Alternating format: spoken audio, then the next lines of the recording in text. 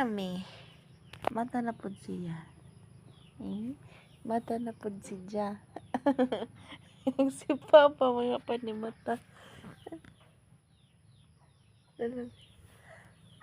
Nagpa-heart to get ko na rest niya. Ayun siya gabi, alas 6 ko na siya mata. Araw mga alas 7 naman, medyo oras na lang.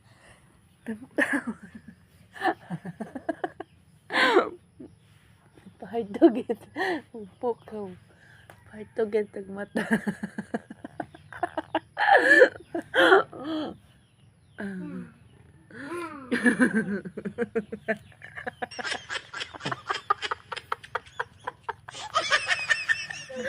Makan na.